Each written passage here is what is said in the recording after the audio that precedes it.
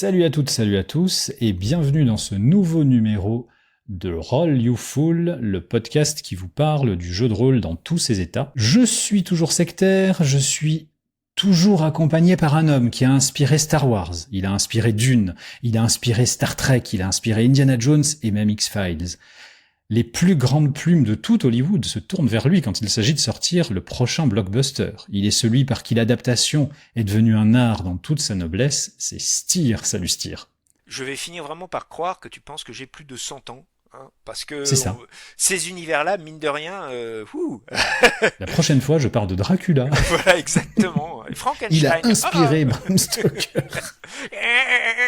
Brami, tu me Non, fais. c'est bien sûr un lancement blague, il n'a rien fait de tout ça, sinon il serait multimilliardaire et il ne me parlerait même plus. Je vivrai de mes royalties comme le pire des parasites.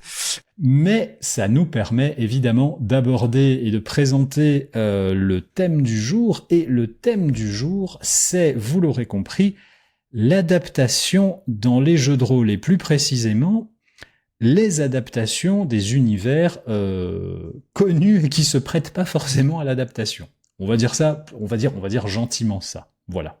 Donc évidemment, nous allons vous parler de Star Wars, de Star Trek, de Dune, de tous ces univers qui finalement sont extrêmement fermés de prime abord et sur lesquels évidemment le jeu de rôle va être étrangement plaqué.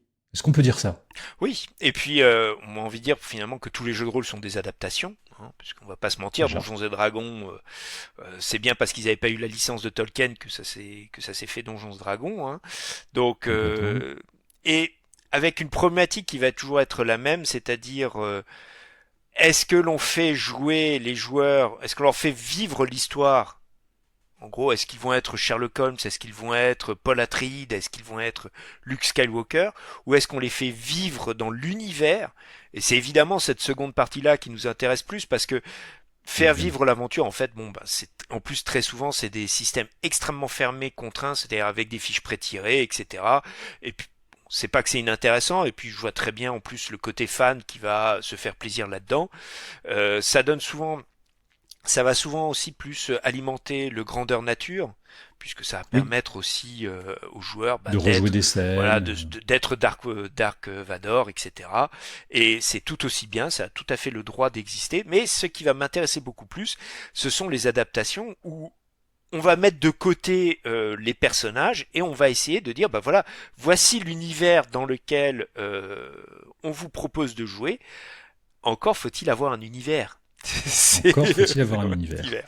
Alors on va vite évacuer, enfin on en va en reparler plus longuement, pardon, mais on va vite évacuer les deux qui moi me semblent mais pétax à mort, et pour les avoir lus, je n'y ai jamais joué, mais pour les avoir lus, je les mets là parce que c'est des adaptations, mais ça aurait pu tout à fait être dans notre numéro dans notre épisode sur les univers foutraques. J'ai nommé Indiana Jones Ouais. et James Bond. Ouais.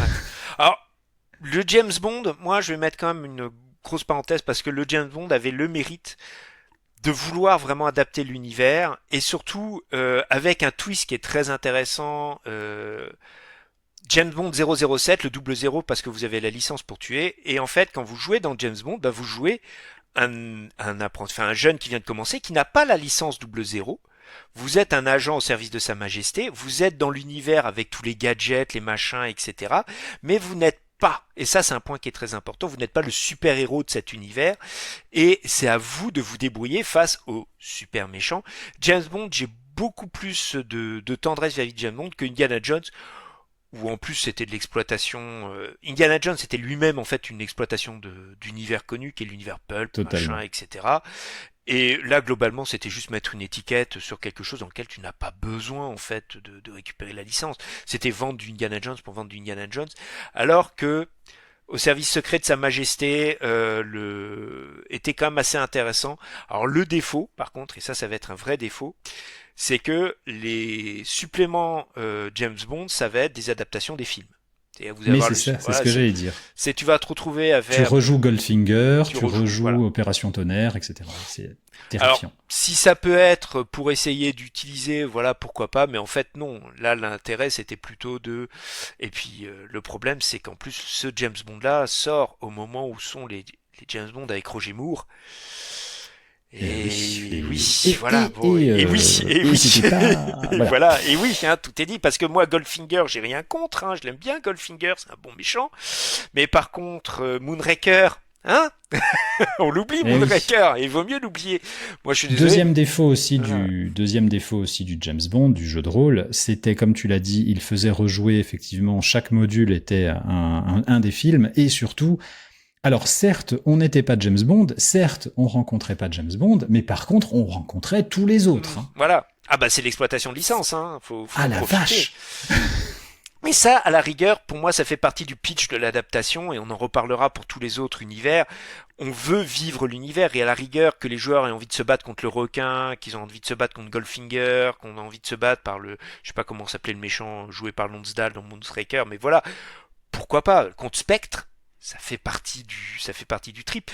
Mais effectivement, ça part comme enfin le postulat de base, bah, il faut vouloir, il faut que ça Et soit c'est ça. intéressant. Vous ne jouez pas à Star Wars si vous n'aimez pas l'univers de Star Wars, ça poserait Oui, problème. mais tu peux jouer. L'univers de Star Wars est suffisamment grand Riche, voilà.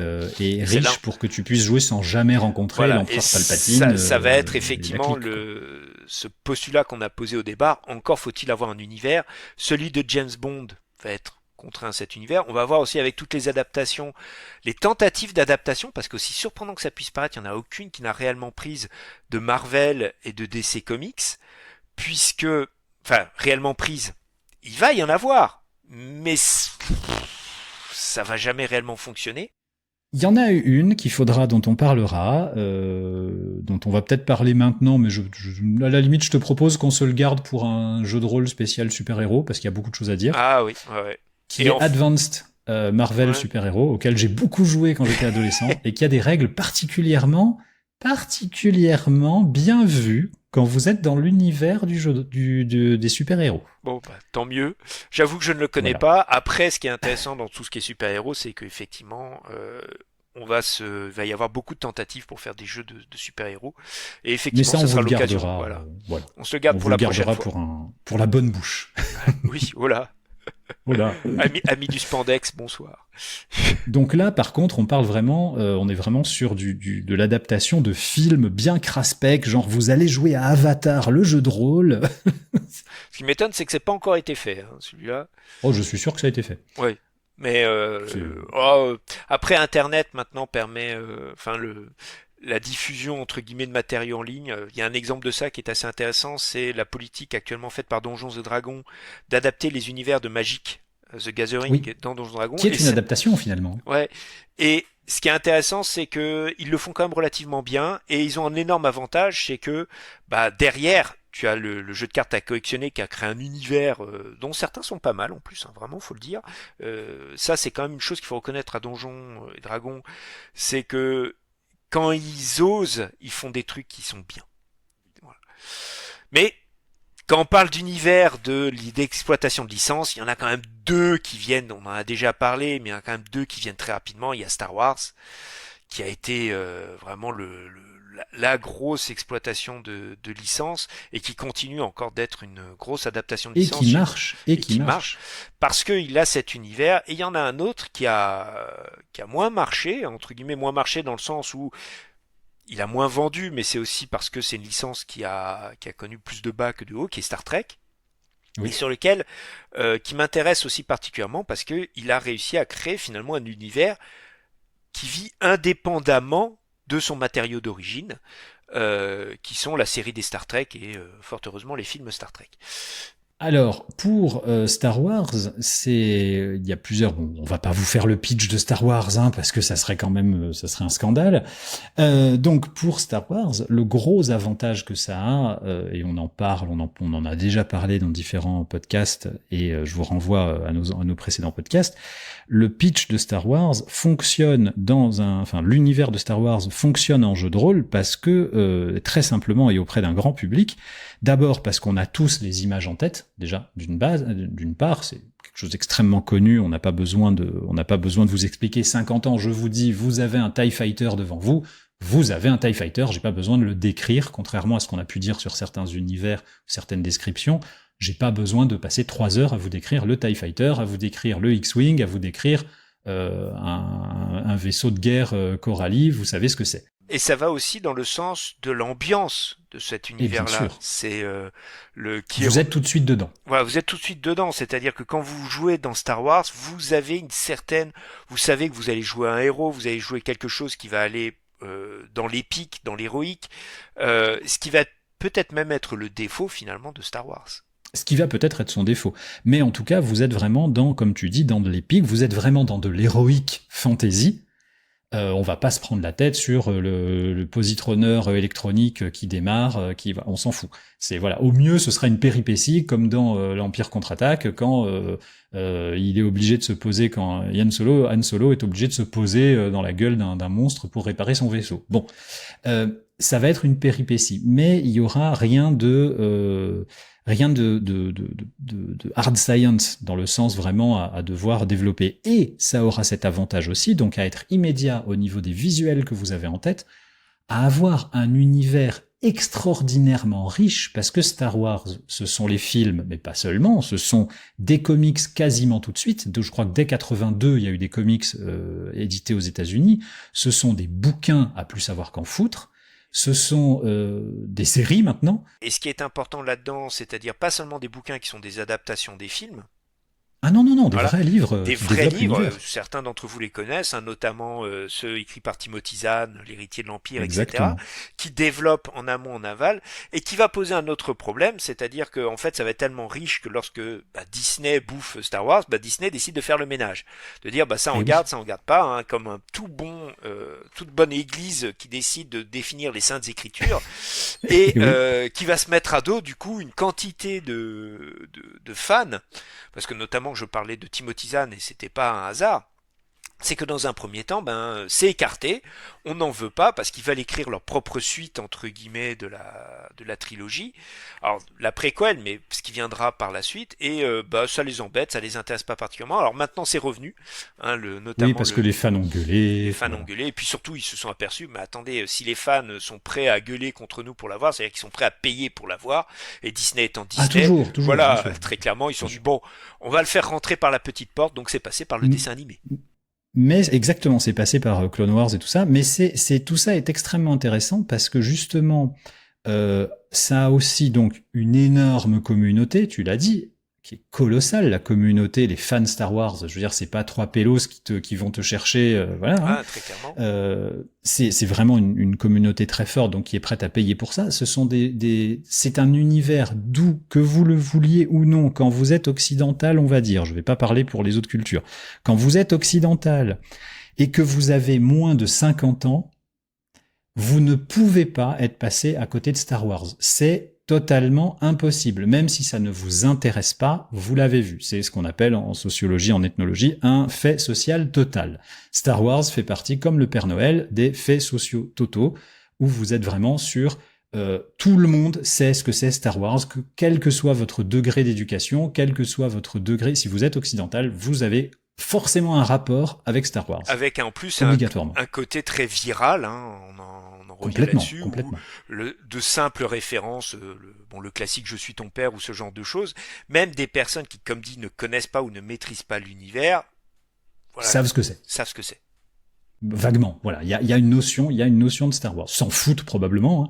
Ce qu'on n'a pas forcément, notamment, et là ça vaut pour quand je dis l'Occident, c'est à dessein, c'est-à-dire c'est vraiment pour nous en Europe, en France, mais aussi aux États-Unis, etc. Ce qui n'est pas forcément vrai pour Star Trek. Alors Star Trek, ce n'est pas forcément vrai en Europe, par contre, ça C'est ça. l'est, c'est un Alors, fait aux États-Unis, aux oui. États-Unis complètement. En Europe, c'est beaucoup moins connu pour une raison qui est assez simple, c'est que la série n'a quasiment pas été diffusée en France. Alors, moi, je me rappelais que je crois que c'était la 5 qui en avait diffusé quelques-uns. Les films ont été diffusés, mais les films étaient avaient un côté kitsch qui a très très mal vieilli. Enfin voilà. Et surtout, il y a un point qui est très important, c'est que Star Trek avait véhiculé beaucoup cette image de hard science, en plus de profils de personnages très typés, qui n'étaient pas forcément En attractifs. pyjama. Voilà, Spock, voilà, le personnage a marqué son temps. C'était intéressant d'avoir ce personnage aussi atypique, mais qui a envie d'être Spock? C'est ça le truc. Bon, à Ouais, part c'est ça. Sheldon Cooper, mais on a cette, on va avoir ces personnages quand même très particuliers. Alors que Yann Solo, ça va parler, Luke Skywalker, ça va Ah parler, bah même oui, un Dark même Vador dans ce côté très sombre, chevalier du mal, ça va etc. parler. Ça va attirer. Alors que les personnages de Star Trek, il y en a certains, le Captain Kirk effectivement va parler, alors que la série Star Trek avait en plus des mérites qui étaient assez fous, hein, notamment en termes d'inclusion, un personnage, de personnages de racisés, etc. Euh, avec le fil des années 70, c'est-à-dire que la place de la femme dans Star Trek, voilà, ça reste ce que ça C'était quand reste. même répondre au téléphone, mais bon, Voilà, mais au moins entre guillemets, intergalactique. Mais... c'est un peu plus que la princesse à sauver. C'est ça, c'était Voilà, déjà un peu mieux. tu vas avoir des Mais il y avait ce scientifiques, tu vas côté, avoir des docteurs, voilà, tu vas avoir des c'est machins, ça. etc. Voilà. Quand même. Autre chose aussi pour Star Trek, c'est venu en fait, alors ça fait quand même 15 ans, mais ça fait une quinzaine d'années que c'est venu, que l'Europe s'en est réintéressée, ou en tout cas la France est réintéressée à Star Trek grâce au reboot qu'il y a eu par J.J. Abrams. C'est surtout ça. Voilà, déjà avant, parce que tu avais quand même les nouvelles séries qui étaient sorties, avec notamment l'inénarrable Jean-Luc Picard, français. Oui, ça a Voilà, aidé, ça a aidé, ça a aidé. subitement C'est vrai que subitement les Next gens Generation intéressants. a aidé. Ouais. Voilà, Patrick Mais enfin, Stewart on est avec d'accord que son ça n'a accent. pas l'aura. Voilà, Mais oui. avec son Mais ça accent n'a pas l'aura de toute façon, ça n'a pas l'aura Star Wars. Tout à fait de d'accord. Star Wars. C'est Voilà. resté quelque chose de plus anonyme, mais par contre, avec un énorme mérite comme Star Wars, à savoir d'un univers qui s'est enrichi considérablement, parce que là on parle quand même d'un paquet de séries, de livres, de comics, de jeux vidéo, d'une communauté de fans qui, elles, par contre, se sont très intéressées au fonctionnement de l'univers, donc qu'est-ce qui fait que le moteur à fusion, l'hyperespace, machin fonctionne, donc qui ont inventé une sorte de bible technique, même si elle est, entre guillemets, fausse, mais qui a le mérite d'exister, et qui permet donc de créer un univers.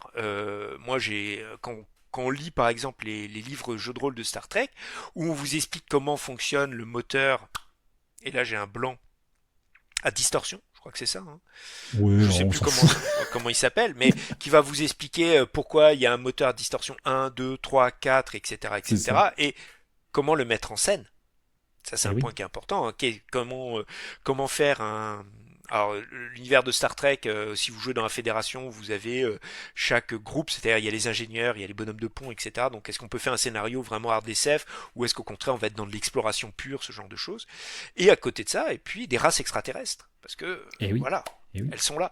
Alors, ça reste les races, le défaut des races extraterrestres, qui sont juste en fait des humains, mais avec une culture différente, très souvent.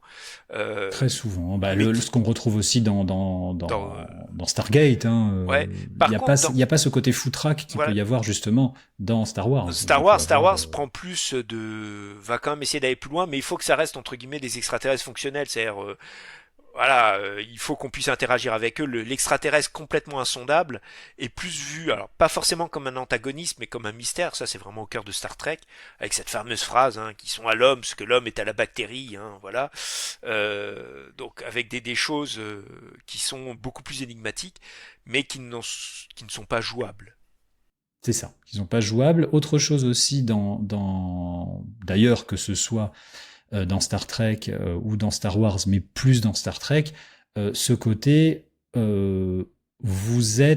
vous n'êtes pas obligé, là encore une fois, vous n'êtes pas obligé d'être Voilà, dans l'Enterprise, tout à fait. voilà, aux commandes de l'Enterprise ou sous les ordres de Picard. Vous pouvez être dans un autre vaisseau complètement ailleurs et faire complètement autre chose. Ça va être surtout le gros mérite de Star Wars, c'est-à-dire que Star Wars, dès le début, on dit, bah, vous pouvez jouer, bah, il y a Yann Solo qui est un contrebandier, bah, vous pouvez faire de la contrebande, vous pouvez être, vous n'avez pas envie de faire de la résistance, même si c'est le jeu de rôle Star Wars est très axé là-dessus, mais vous n'êtes pas du tout obligé d'aider la résistance ou de Ah non, non, vous collaborer, pouvez être à l'autre bout voilà, de l'univers en train de faire votre petit business, quoi. à vous bagarrer avec les Huttes ou à gérer d'autres races extraterrestres qui sont abordées en note de bas de page dans un roman, quoi.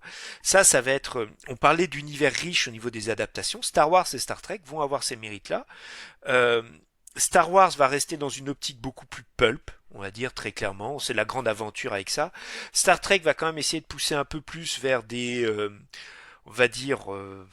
bon, c'est très prétentieux de dire ça, mais une approche un peu plus philosophique de c'est quoi l'exploration, c'est quoi les limites de l'exploration, d'interroger l'humanité, etc. Voilà, sur le rapport, est-ce que la violence doit permettre toujours de résoudre des situations? Alors bon, c'est bien beau de le dire, après le faire jouer, ça c'est un autre problème. Mais c'est vrai que Oui, mais disons que ça aborde ces thèmes. ça Voilà. aborde ces Ça a le thèmes, mérite. et ça a ce mérite-là, et c'est vrai que tous les univers, enfin toutes les adaptations de jeux de rôle ne vont pas forcément autant interroger leur univers que ces deux licences-là. C'est vraiment, voilà, c'est le mérite moi que je reconnais à Star Wars, et surtout quand on regarde la quantité de suppléments jeux de rôle Star Wars, même aujourd'hui par Fantasy Flight Games, et Dieu sait que je n'aime pas la politique éditoriale de Fantasy Flight Games, mais ils ont le mérite entre guillemets d'explorer, voilà, d'essayer de montrer le foisonnant de cet univers-là, quoi. Après, il y a pour les adaptations encore une fois de Star Wars, et c'est un gros avantage. Moi, personnellement, je mets en parallèle Star Wars et maintenant ce qui est devenu Donjons et Dragons. C'est-à-dire, on est dans Donjons et Dragons, c'est c'est de l'heroic fantasy pulp, et Star Wars, c'est de la science-fiction entre guillemets pulp, quoi. Pour moi, c'est vraiment le space opéra dans sa définition, on va dire. J'ai pas envie de dire la plus basse parce que ça serait péjoratif. Non, c'est pas Elle a le droit péjoratif, c'est vraiment d'exister. le, Voilà, le côté pulp, c'est le le côté côté pulp. Est-ce que on y c'était va alors à fond. Est-ce que c'était vraiment à l'origine? C'est-à-dire que lorsque George Lucas fait son truc, c'est vraiment l'idée de l'exploitation d'un mythe universel avec des questions. Et il a pas, il va utiliser la science-fiction pour cela, tant mieux pour lui. C'est pas du tout une critique, hein, attention. Mais c'est vrai que c'est devenu une marque. Et ça, c'est un point qui est devenu important. Alors après, on va voir dans les adaptations de licences, on disait voilà, il y a le travers, ça va être souvent de dire bah voilà, telle licence devient populaire, on va voir si on peut en faire un jeu de rôle. Certaines licences s'y prêtent, d'autres s'y prêtent pas. On peut penser par exemple. Alors Tolkien, on va vite évacuer Tolkien, ça s'y prête évidemment par définition. Et c'est presque le point d'origine du jeu de rôle, puisque tout oui, le monde. Voilà, c'est le point d'origine du jeu de rôle. Voilà. Il y a eu le minable, enfin le raté, le cataclysmique JRTM. Merge. Je sais pas, Qui a le mérite d'exister. Et par contre, attention, tu critiques, mais par contre, moi, il y a toujours un truc qui m'a. L'une des forces de Tolkien, ce sont les blancs. C'est-à-dire, tu as sa carte et tu as toutes ces régions auxquelles, finalement, c'est une note de bas de page, il n'y a rien. On t'évoque notamment les terres qui se trouvent à l'est, sans jamais trop les aborder. Et JRTM, bah, parce que il faut vendre des bouquins, ils vont y aller. Et ils vont décrire ces lieux-là. Oui. Alors, le problème, c'est qu'ils l'abordent à travers le système Rollmaster et tout le défaut qui va avec. Mais, de temps en temps, ils vont y aller avec une volonté clinique. Avec, on va te décrire la faune, on va te décrire la flore, on va te décrire les cités, les machins, etc. En essayant. Dans la plus pure tradition de ces bouquins de jeux de rôle des années 80, comme tu dis, clinique, c'est-à-dire il y avait vraiment, vous aviez l'impression, si vous lisez une fiche, amusez-vous à prendre une fiche Wikipédia, vous tapez par exemple une région, vous mettez Dordogne. Et Dordogne, normalement, vous allez avoir dans la fiche Wikipédia l'histoire de la Dordogne, en dessous la géographie de la Dordogne, la pluviométrie de la Dordogne, etc. La faune, la flore, la politique. Voilà, la faune, la flore, etc.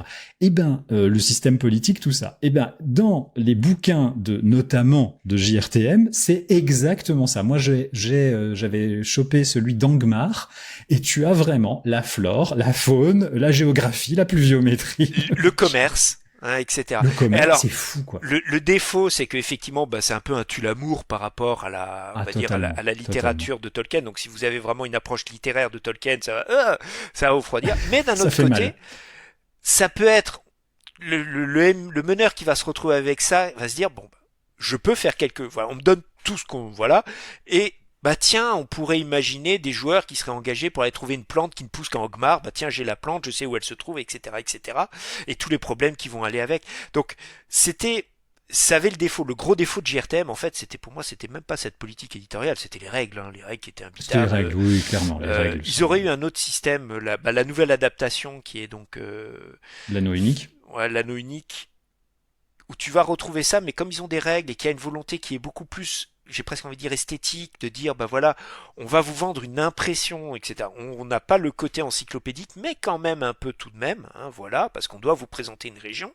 Et puis là aussi, il faut pas déplaire aux fans qui ont lu les bouquins, qui les Ouais, connaissent par cœur. et Parce qu'il y a surtout toujours ça, Tolkien, hein. là c'est pour le coup, tu vas avoir des coups de bâton extrêmement violents.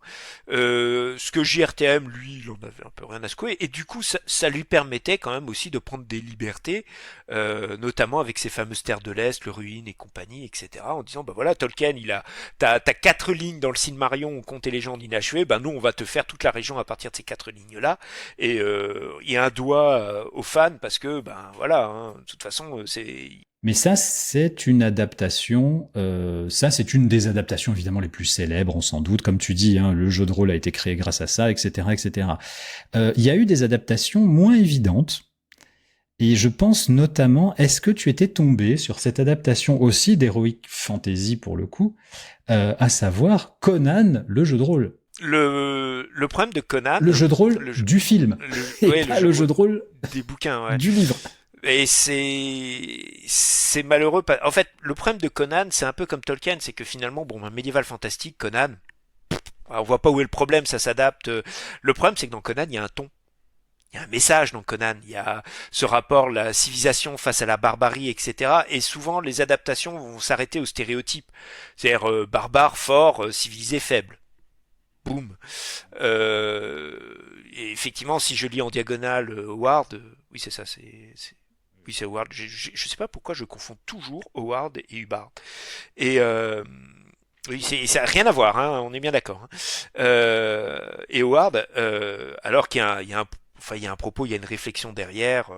Bon, Howard, ça reste aussi un auteur contrarié qui n'a jamais pu faire ce qu'il voulait faire parce que bah, il fallait qu'il vende ses bouquins et qu'il avait des éditeurs qui lui disaient non non il faut que ça se vende donc il faut des nanas un peu plus dénudées et puis du sexe sans faire du sexe hein, dire ça comme ça donc temps en temps il se lâche temps en temps il se lâche il rentre bah il fait ce qu'on lui demande de faire donc c'est pour ça que les nouvelles de Conan sont aussi assez inégales et l'adaptation l'adaptation de Conan bah finalement va se retrouver face à cet écueil là c'est-à-dire on vous vend l'univers de Conan, mais en fait, on vous vend plus un stéréotype, quoi. C'est-à-dire, aller jouer des gros barbares face à des méchants sorciers, et puis vous allez pécho la princesse avec, et puis voilà, quoi. Et c'est des adaptations qui malheureusement bah, vu qu'elles vous vendent un jeu de rôle basé sur un stéréotype et non pas basé sur ce qui est vraiment dit dans Conan, ce qui est normal aussi, bah, vous vous retrouvez à faire des parties stéréotypées, pour le coup, et du coup, bah, l'intérêt tombe très vite. Et d'ailleurs, il y a eu quelques suppléments, puis ça s'est arrêté assez Bah, rapidement. après, voilà, on disait quand même par rapport à Star Trek et Star Wars que la communauté a aussi enrichi énormément l'univers, a fait vivre cet univers. Conan, je crois pas qu'il y ait une communauté très virulente, tu vois. Et surtout, c'est pas ça, c'est que ils ont pas forcément un respect, surtout depuis que Disney a racheté, respecter le canon, voilà, ils peuvent y aller. C'est un peu le défaut, par exemple, que peut avoir la communauté de Tolkien. C'est-à-dire que la communauté de Tolkien, ce sont des puristes, et si vous sortez Ah, d'un point ça rigole virgule pas. de la traduction, ça passe pas. Et donc, du coup, l'enrichissement de l'univers devient plus compliqué parce que Tout à il fait. faut coller au bouquin, il faut coller à l'intention de l'auteur. Vous pouvez pas vous permettre de dire bah tiens là en fait il y a une cité. Non non non la cité elle a jamais été mentionnée dans le bouquin donc vous pouvez pas la mettre. Et là tu fais mais oui elle a jamais été mentionnée mais il pourrait y avoir une cité. Ah bah non c'est pas possible. Donc Alors il y a ça, il y a aussi pour faire jouer, puisque tu le sais bien, tu es bien placé pour le savoir, pour faire jouer de l'anneau unique, il y a aussi ce gros problème, je trouve, côté MJ, c'est que contrairement et bizarrement à Star Wars, parce que alors, spoiler alerte, hein, voilà, nous sommes au 8e épisode, je peux enfin vous le dire, moi Star Wars, j'aime pas, non mais voilà. honnêtement enfin tu vas avoir les fans trucs mais l'un des intérêts de Star Wars, c'est qu'en plus, t'as une telle différence entre les différents films, etc., que c'est impossible de dire j'aime tout Star Wars parce que c'est des trucs, enfin c'est des Voilà, il y a des trucs monstruosités. que j'aime dans Star Wars. Attention, il y a des choses que j'aime dans Star Wars, mais par contre, je n'aime pas les films, m'ont gonflé à peu près à 95%. Les séries, n'en parlons même pas. Mais j'aime étrangement l'univers étendu. C'est-à-dire que je trouve que l'univers étendu est principalement en jeu de rôle est nettement plus intéressant à parcourir que ne peut l'être l'univers de Tolkien que j'adore pourtant dans les livres. Je suis grand fan de Tolkien. Et tu vois, il y a ce paradoxe un Mais peu. parce que t'as une plus-value littéraire, hein. Je suis désolé, mais on va pas mettre sur le même plan Tolkien et George Lucas, hein. Ah bah C'est non. voilà. Quand bien même Mais George du Lucas, coup, j'ai pas envie de toucher. J'ai pas envie de toucher à Tolkien, alors que du coup, péter en morceaux Star Wars, et donc en jeu de rôle, puisque le jeu de rôle, le principe c'est de le vivre, ça ne me gêne absolument pas, et au contraire, et je jette pas non plus la pierre complètement à George Lucas parce que il a ah un non. propos, un postulat de base auquel il s'est toujours plus ou moins tenu, même si ben par moment il s'est planté ou quoi que ce soit, mais peu importe. Euh, voilà, ça va être l'un des problèmes aussi de l'adaptation, parce que tu parlais de Conan et on avait dit le problème de Conan, c'est qu'on s'arrête aux stéréotypes. Euh, Howard, son propos dans Conan, c'est pas un propos au sujet de l'univers, contrairement à Tolkien. Tolkien, il crée un univers. Howard, c'est vraiment un propos quasi philosophique, nihiliste, sur la condition humaine, etc. Et le décor de Conan, c'est ça, c'est un décor euh, qui est donc, ben ouais, tu tapes dessus, ça sonne creux quand même, hein, en grande partie. Donc voilà, les méchants Stygiens, les hommes à Oui, la puis peau sombre. il prend des noms qui lui plaisent. J'avais vu tout un reportage sur comment il avait travaillé.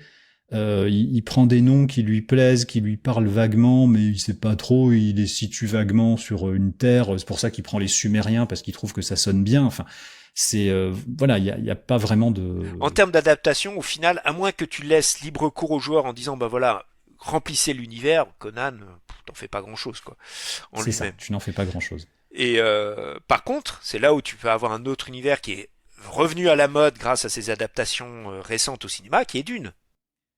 Et oui. Et Dune, parce que Oui. Dune, il y a trois choses. Par Tu vas contre, retrouver. tu n'as pas le droit de parler de Feddington. On est d'accord. Hein. On est bien d'accord, je n'en parlerai pas, on parle d'adaptation de Dune. Dune, il y a trois choses. La première, c'est que, à l'instar de Tolkien, tu as un roman source, mais contrairement à Tolkien, qui a eu le, entre guillemets, le bon goût de mourir et d'arrêter ainsi sa publication, Dune a continué, et continue encore, et continuera à jamais, probablement.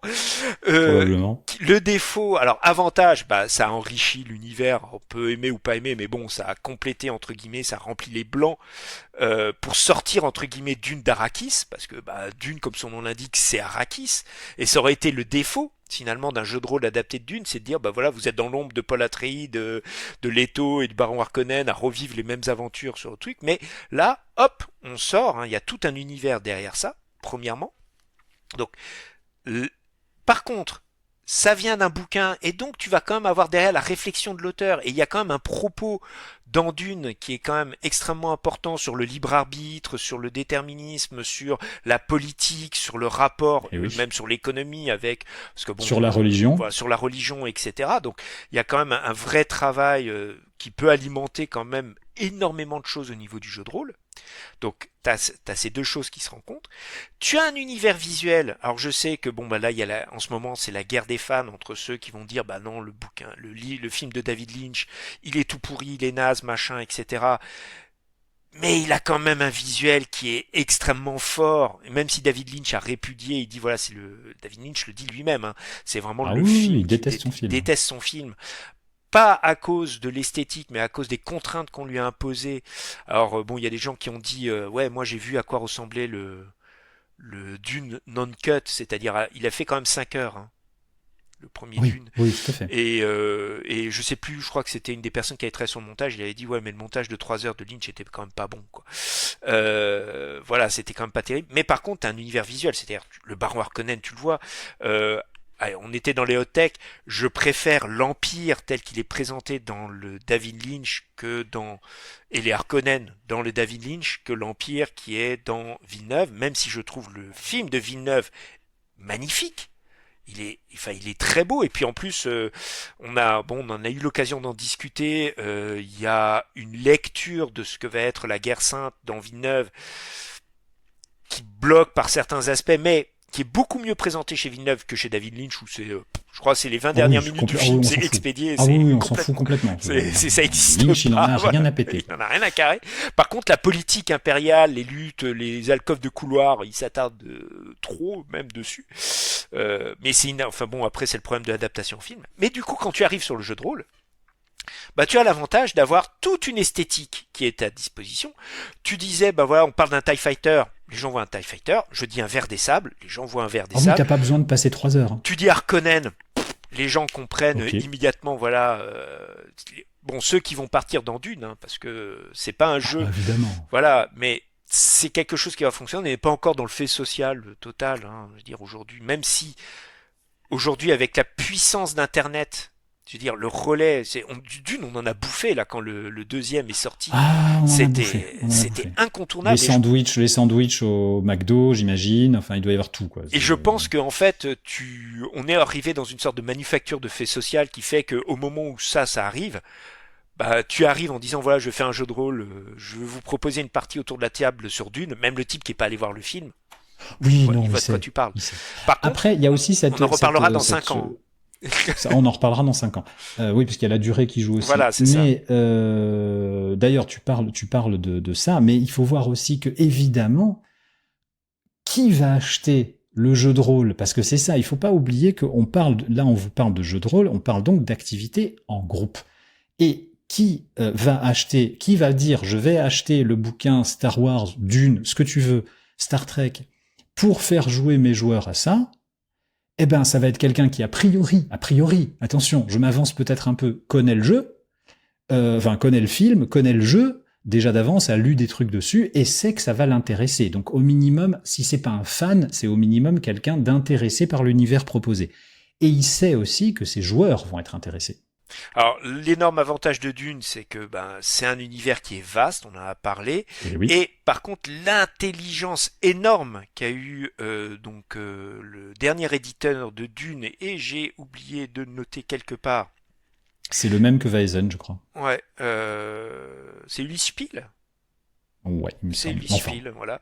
Donc l'énorme intelligence des auteurs entre guillemets de ce jeu de rôle. Bah, alors, Ulysse Spiel, c'est en Europe, mais je sais pas si c'est eux qui l'ont fait aussi aux États-Unis. Bon, peu importe. en France, c'est Arcane Asylum. Oui, c'est Écoute, on Arcane s'en qui fait la fiche. traduction. Ouais, Voilà. c'est pas important. C'est du 2D20. Mais c'est- en fait, moi, ce qui m'intéresse, c'est la politique entre guillemets éditoriale, enfin rédactionnelle. Bien sûr. C'est de dire, on ne va pas jouer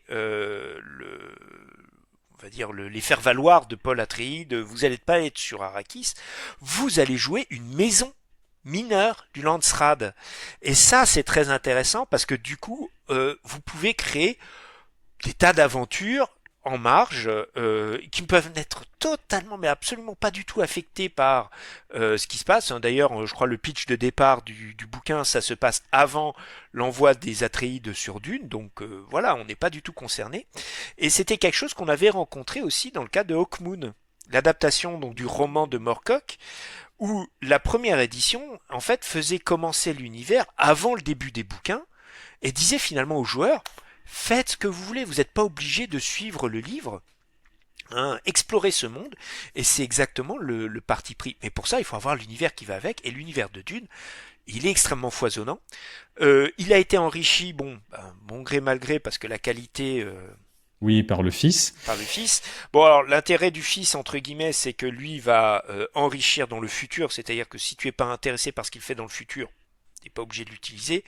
Là, il y a le passé aussi, hein. Je te rappelle qu'il a fait la Il a fait les genèse. préquels, ouais, c'est vrai qu'il a fait les préquels, et j'avoue que pour le coup, celle-là, je les ai même pas regardées.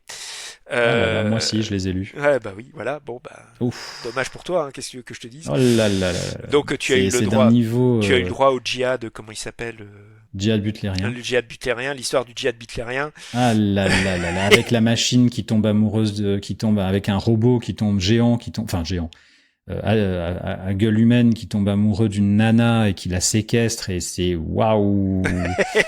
Lisez pas ça, hein. Je pense que c'est le pire qu'on puisse faire, quoi. C'est terrible. C'est Ça te terrible. flingue, hein. Ah non, mais moi ça te flingue le truc, quoi. Ah ben bon, après le gros défaut en fait du fils, c'est que le père s'inscrivait dans une réflexion qui était en dehors de Dune, et il crée C'est ça. l'univers de Dune pour alimenter cette réflexion, et le fils pas du tout. le Le fils fils, c'est l'exploitation pure. le C'est fils de il raconte l'exploitation une pure. histoire, et tu sens, moi c'était voilà, Il y a que il y a rien, il y a avait- rien. il y avait quelque chose qui m'avait marqué, puisqu'on parle d'adaptation, puisqu'il va y avoir quand même pas mal d'univers de médiéval fantastique qui vont être adaptés, hein, ou qui vont être Ah oui, ça n'en voilà. parlons pas. Ouais. Hein, on parlait de Perne, etc. Et moi j'ai en tête un reportage qui avait été fait sur Raymond Effaced. Raymond Efface qui a fait la Oui. série qui s'appelait Pug l'apprenti. Et je me souviens d'avoir vu ce truc où on voyait Raymond Efface. Alors moi, ce qui m'avait toujours marqué, c'est que le gars, il publiait un bouquin de 600-700 pages quasiment tous les ans, quoi. Et comment il faisait. Et le reportage, on voyait le mec, il avait des cartes Bristol de couleurs. Chaque couleur, les couleurs ça correspondait, c'était un personnage, un lieu, une action, etc. Et pour créer un roman, en fait, il prenait ses cartes, il les mettait sur son tableau et il disait, bah voilà, là je viens de construire mon roman. Et puis, Ah et putain. il te faisait ses 800 pages. Et là tu faisais,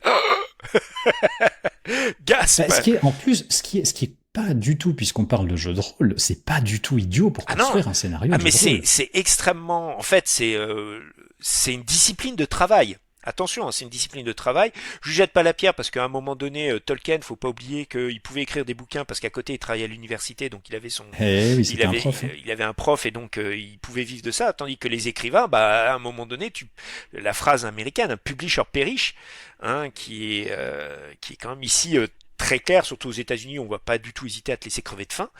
Donc là-dessus, je jette pas du tout la pierre, mais du coup de temps en temps, ça arrive à des choses qui sont très mécaniques, qui sont très un peu froides quand même, et c'est un peu le défaut de ces romans d'une. Alors, Alors moi, moi, je voudrais juste parler des adaptations. On y reviendra sur ces adaptations un peu claquées au sol, parce qu'il y en a eu beaucoup, mais qui sont des adaptations d'univers et des adaptations de trucs connus. Tu parlais justement, je vais rebondir juste 2 secondes sur les dragons de Perne, etc. Euh, il faut voir aussi que, évidemment, dans le jeu de rôle, adapter de l'heroic fantasy, il n'y a rien de plus simple. C'est-à-dire que je prends les règles de Donjons et Dragons, je peux adapter dans à peu près n'importe quel univers que j'ai lu et que j'ai bien aimé, vu que ça va coller tant que c'est de l'heroic fantasy, quoi. et l'avantage, c'est l'OGL, c'est-à-dire qu'en plus, Eh j'ai même oui. pas à payer pour avoir ma licence, pour pouvoir le exploiter. Et comme dit, ben, ce qu'on en avait déjà parlé, c'est que Donjons et Dragons a créé un système de règles qui fonctionne dans un paradigme, enfin, qui est là Eh pour faire oui. fonctionner du médiéval fantastique, quoi. Par Donc contre, tous les médiévaux fantastiques, parce qu'il y a je pense par exemple, il y a eu même, je crois qu'il y a même eu des suppléments Donjons et Dragons pour l'univers de la souris grise et Fafnir, là, oui, Lankmar. le truc des épées. Ouais, le cycle des épées, Lankmar, Cycle des le épées, voilà, c'est souricier ça. gris et voilà. Souricier gris, voilà, c'est ça. Et je pense que c'est aussi une adaptation. Alors, c'est pas une adaptation dans le sens strict, comme on peut dire avec Star Wars, où c'est de l'adaptation exploitation.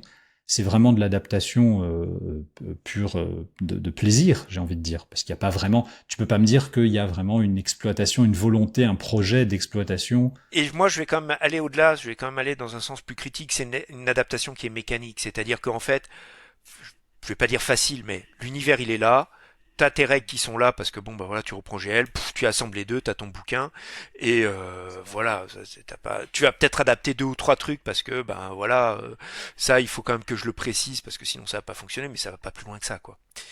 Alors que dans Star Wars, Star Trek, Dune, etc., il faut quand même que tu apportes quelque chose d'autre. Donc dans le cas de Dune ça va être justement et ça c'est l'énorme mérite hein, vraiment si vous êtes intéressé j'ai presque envie de dire ces trois-là fonctionnent, ça va plutôt être en fonction de vos goûts, hein, c'est vraiment l'héroïque spatial, le space opéra parti sur Star Wars. Si vous avez le côté exploration hard SF, le Star Trek, etc., Dune fonctionne très très bien aussi. Et surtout l'intelligence de Dune, c'est vraiment ce côté gestion politique, qui en fait, là c'est là le point qui va être intéressant, c'est propre au jeu de rôle, c'est-à-dire que ça vous l'avez c'est pas que vous l'avez pas dans Dune. Dune, c'est vraiment un récit politique. Mais là, ça va être de dire bon bah vous allez jouer une maison mineure, vous allez écrire l'histoire de votre maison mineure. Allez-y quoi. Et ça, c'est hyper important. Autre chose aussi qui est hyper importante dans Dune, justement, et dans le fait de te faire jouer ça, c'est qu'un MJ, alors on en revient toujours au MJ, un MJ un peu doué, hein, il n'y a pas d'autre mot, va tout à fait pouvoir t'embarquer dans un jeu où il y aura quasiment pas d'action. Ce sera, enfin d'action, je parle tu vois, on tire des dés, on lance, on tire au piou-piou sur quelqu'un d'autre. Ça peut être tout à fait un jeu de simulation politique poussé, mais qui va rester sur un point très politique, parce que finalement, tu prends des misons mineures, des Bene Gesserit, des trucs comme ça. Bon, Le point où là on peut rebondir, c'est sur Star Wars, c'est effectivement le côté. Il y avait pas mal de suppléments qui étaient sortis sur les vaisseaux spatiaux dans Star Wars parce que ça c'est le trip, le tech porn, oui, voilà oui, classique. bien sûr. Et tu peux faire tout à fait une simulation économique parce que tu avais les tonnages, les marchandises, tel secteur, etc. C'était en plus des choses qui étaient plus ou moins abordées dans l'univers, dans les bouquins de Star Wars, c'est-à-dire telle planète est connue pour tel matériau, tel produit, etc. Et tu peux Oui, tout mais à le fait. côté politique, pas Voilà. tellement, par contre. Alors en fait, ça va arriver avec ça va beaucoup arriver justement avec le de sinistre réputation, les trois, enfin la préquelle, les tomes un 2 3 qui racontent la chute de la République. Et là, tu vas, comme ça va, Star Wars est suffisamment riche pour que tu fasses tous les thèmes hein, au final. Et tu peux piocher en plus à des époques différentes, puisque on parlait notamment des bouquins, mais il faut aussi parler par exemple des jeux vidéo avec KOTOR, Et Knight of the oui, Old et oui, Republic, qui revient sur qui le se passé, passe. voilà, qui se passe Ouais. bien des millénaires avant. Donc voilà, Star Wars a au moins l'avantage de cette richesse, mais qui a quand même ce postulat de base de dire bah voilà c'est des aventures pulp, hein, c'est vous allez vivre des aventures. C'est vrai que quand on disait politique à la Dune, Ah, tu sens que ça va être moins pulp, hein. voilà, c'est tu sens que ça va être beaucoup moins pulp. Alors moi j'en reviens à une autre adaptation que j'aime beaucoup parce qu'en plus elle aborde des thèmes qu'on a déjà abordés dans d'autres podcasts et on l'avait déjà mentionné, c'est l'adaptation du cycle d'Ambre. Et pourquoi je voulais en parler? Parce que adaptation dit aussi quelque part quelles règles on va utiliser. Et l'un des problèmes de Donjons et Dragons, tu avais commencé à l'aborder, c'est que bah, c'est très bien quand tu veux faire du médiéval fantastique, mais par contre, si tu veux, voilà, pourquoi j'en parle? Parce que Ambre avait, alors je crois que c'était dans un casus belli où ils avaient fait un encart ADD pour Ambre. Et donc on essayait de te revendre les personnages, donc tu avais les caractéristiques des différents princes d'Ambre du roman, et puis après on vous disait voilà, créez votre personnage. Or ça se prête pas du tout au propos du livre, puisqu'on joue des demi-dieux, hein, littéralement, et à moins de commencer tout de suite avec un personnage niveau 24, je crois d'ailleurs c'était Bénédicte était un guerrier niveau 24, faut dire quel sens tu donnes à cela. Et l'intelligence de l'adaptation du jeu de rôle Ambre, c'était de dire ben non, en fait vous allez jouer des dieux, donc vous allez avoir quelques pouvoirs, la maîtrise de la marelle, la maîtrise du locrus, la maîtrise du tarot, qui vous donnent en fait un champ de compétences, un champ de pouvoir qui est quasiment limité à votre imagination, quoi. Qu'est-ce que vous allez faire avec? Il n'y a pas de règles, il n'y a pas de mécanique. Vous allez avoir quatre valeurs. Ces quatre valeurs ne vont avoir de sens que pour vous permettre de vous hiérarchiser un tout petit peu, sachant que c'est froid et méchant. Si quelqu'un a plus que vous dans la valeur de combat, il va vous battre. Point barre. Vous ne pouvez le battre que si vous sortez, en fait, de cet affrontement de combat et que vous passez à autre chose. Sinon, ben, vous allez être vaincu. Hein. C'est là, dans le roman, dans le bouquin de base, il est bien précisé. Donc, je parlais de Bénédicte, qui est donc l'un de ces princes d'Ambre, qui est en gros le seigneur de guerre. Et là, qu'est-ce qui était dit? Ben voilà, ce n'est pas Bénédicte ne va pas. La question qui se pose, c'est pas est-ce que Bénédicte va vous battre, c'est quand est-ce qu'il va vous battre. Donc, et ça a été l'intelligence en fait d'Ambre d'une adaptation, c'est quelles règles je mets là-dedans. Et l'intelligence d'Ambre, ça a été de dire, bah voilà, on va pas adapter en Donjons Dragons parce que c'est débile, ça a pas de sens. On va créer un système de règles qui permet de jouer ces demi-dieux du cycle d'Ambre. On va pas présenter le cycle d'Ambre puisqu'on l'a déjà abordé dans un précédent podcast.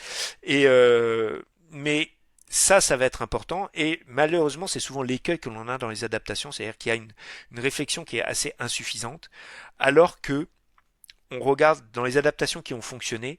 Et là-dessus, tu vois, j'écarte volontairement Star Trek. Parce que je pense que ils ont eu le travers des années 80-90 de faire souvent du Complètement, simulationniste.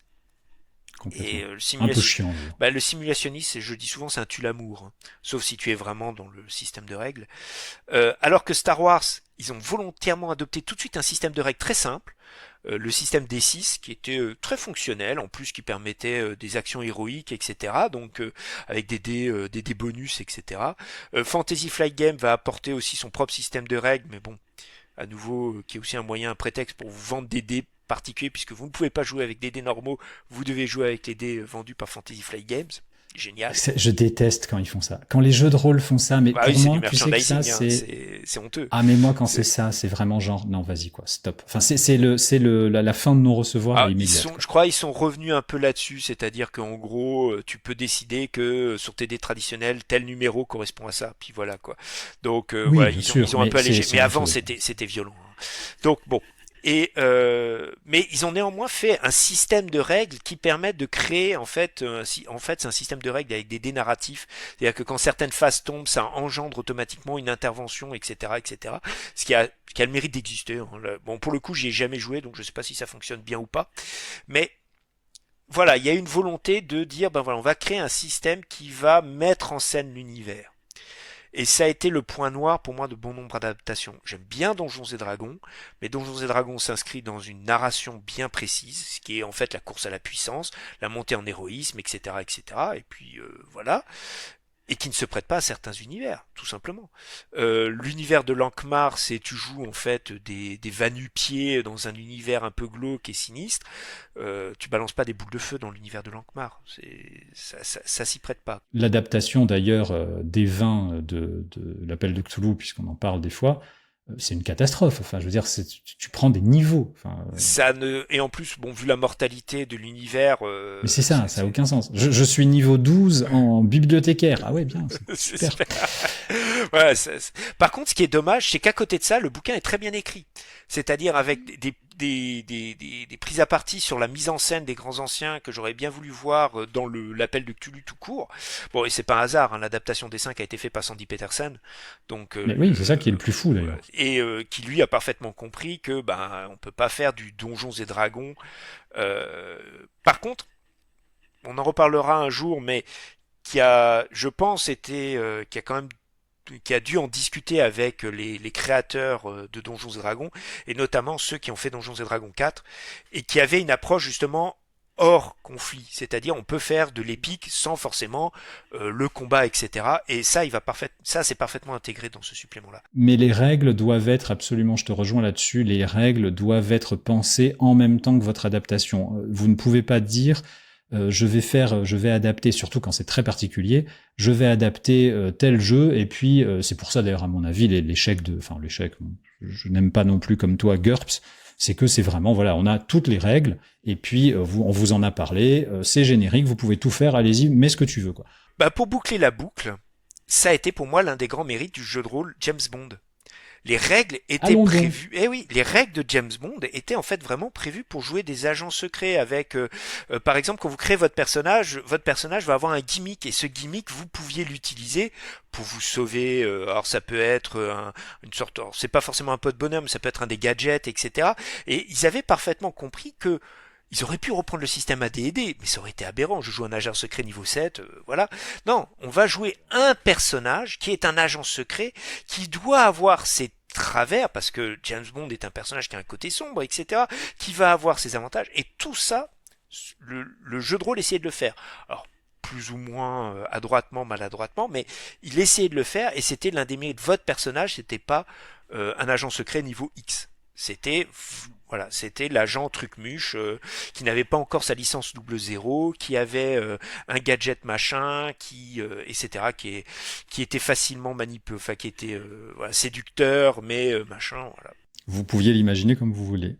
C'est effectivement, mais c'est on va revenir, on reviendra plus en détail de toute façon sur les règles. Je pense qu'il faudra quand même qu'on fasse un podcast. On vous fera un podcast dont le thème sera les règles de jeu de rôle. Et ça peut être sacrément aride. Hein. C'est autant ça les peut règles. être sacrément aride. On vous préviendra. Alors, il me semble que nous avons un podcast qui est quand même prévu sur les sans les règles. On tease la suite. Je vois que monsieur tease la suite. Il me semble, il faudrait regarder, mais sinon, effectivement, ça serait tout à fait une bonne chose d'en parler. Exactement. Encore une fois, un magnifique podcast qui se conclut sur une ouverture totalement ouverte. Vous avez vu comme on arrive à enchaîner. Eh bien, merci à toutes et à tous pour votre écoute. Je vous rappelle que Roll You Fool est une production Studio Carton C qui est comment on peut dire, un studio de podcasteurs, un regroupement de podcasteurs où vous pouvez retrouver notamment Pragmastic, Hot Tech and Slow Burn et le célébrissime Tu vas me niquer la batterie, que de noms de qualité.